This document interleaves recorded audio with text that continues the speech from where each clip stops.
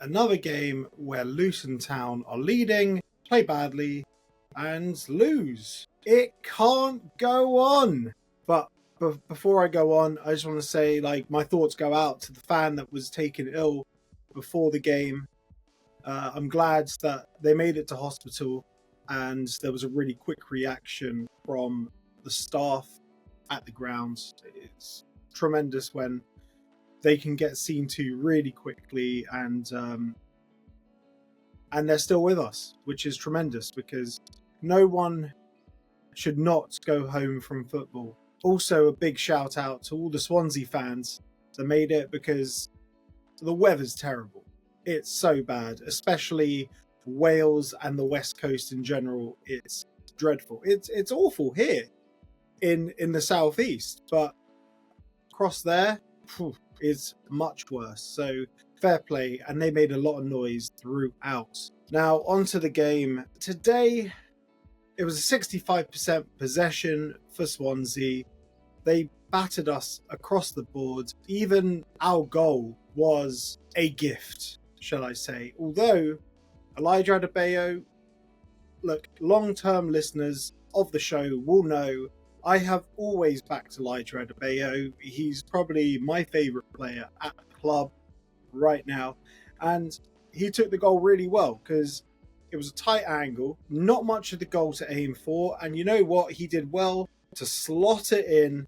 Thank you, Ben Cabango, because our midfield weren't doing anything to slot our strikers through. Once again, we see Victor Moses playing left wing back. What is this resistance to playing a back four?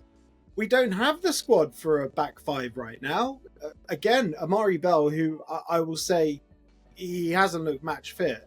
He made quite a few errors today. Shoehorning him in again when he's not quite fit enough.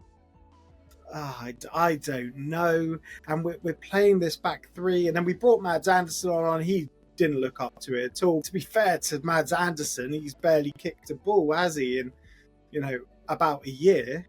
There was that brief cameo that he had at Plymouth before he got re-injured. In this system that we played today, I don't understand what Carlton Morris is doing, because he's dropping so far deep. And then, once again, it leaves Elijah Adebayo really isolated up top. It's another game where it's just a complete Christmas pudding. I've gone festive there. It's a complete Christmas pudding of a formation. It's like something Mike Bassett, England manager, would put us out in. The midfield, like Tom Krause in particular, he's just running around. He had a good game today. He was, tackling where he could and putting a foot in, nicking the ball back. It's worrying that no one seems to really know what they're doing. You had Carlton Morris dropping into the 10 role, dropping even deeper at times. And then when the ball was going up, there was no support for the attackers. There was one good moment where I think Daiki Hashioka, he fed in Elijah Adebayo, and Elijah Adebayo had a good chance. I think that was our second shot on target. We only had 2 shots on target. One of them was a goal.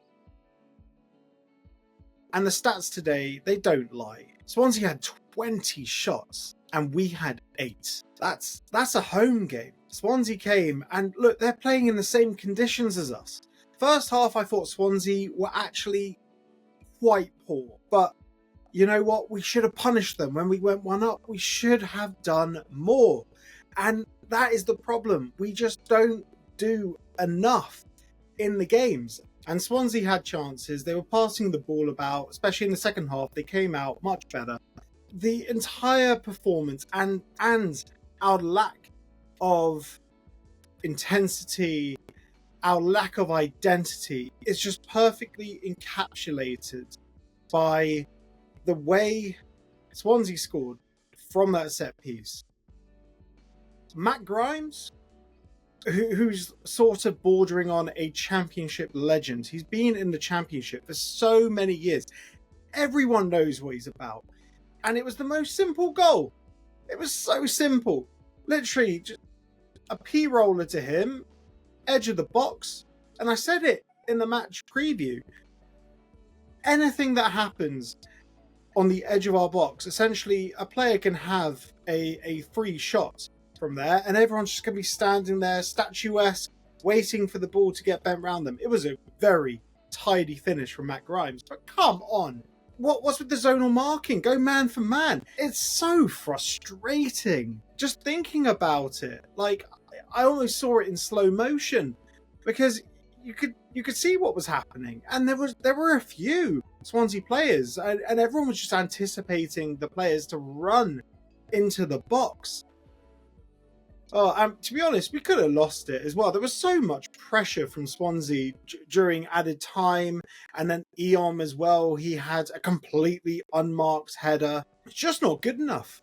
It really is not good enough. I'm down with the performance because you know what? This is just the new norm, isn't it? We play terribly.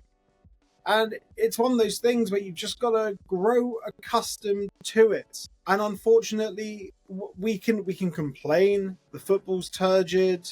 There's no creativity. It's absolutely awful to watch right now. But it's the new normal. It gets even worse for us now because Portsmouth had a big win. QPR had a big win. We are now 2 points off the drop zone. It's alarming, but at the same time, this football has just become the new norm. The quality, the lack of intensity. There was a little bit of intensity today, but it's intensity without purpose. And this run of games that we got, like on paper, they are the games that we should get some points from. But the reality is, I don't see it. I really don't. Look, there's no point banging on again about my thoughts about Rob Edwards being the manager of Luton Town, because you know what? At the end of the day, he's not going to get sacked. We can keep playing like this. It's peak grabbing, buckle ball. It's absolute tosh right now. It's terrible. But we will keep kicking this can down the road.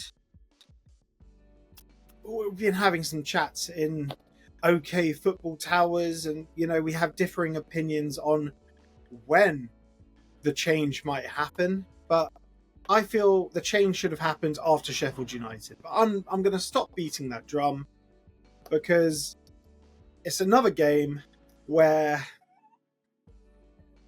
we've been poor. I feel it is the players, but I don't know really what is happening with the players. How can they all be switched off? But I was paying attention to what was going on the sidelines today, and you have Rob, Richie Kyle, and Paul Trollope. Paul Trollope up on the gantry, and they're all barking orders the whole time.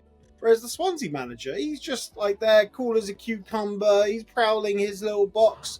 When the players know the system, you're not having to constantly bark orders at them, and that is the fundamental problem here, that the players don't know what they're doing.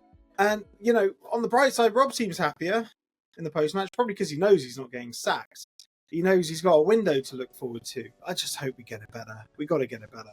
But anyway, we got the post-match phone-in tomorrow night, Sunday night, 9 p.m. We want to hear from you. Let us know your thoughts. Get in touch. Check it out on the YouTube. There's in the description, it will say where you can call in. It's through a Discord server. Also, there's no Luton Town show or Champ Chat because unfortunately a few of us are ill. So no Luton Town show, no Champ Chat this week. Sorry about that. Really apologise. I know a lot of people really enjoy it. As always, have a good weekend. And most importantly, come on, you Hatters. We have Stoke City up next under the lights at Kenilworth Road. I hope this win stops.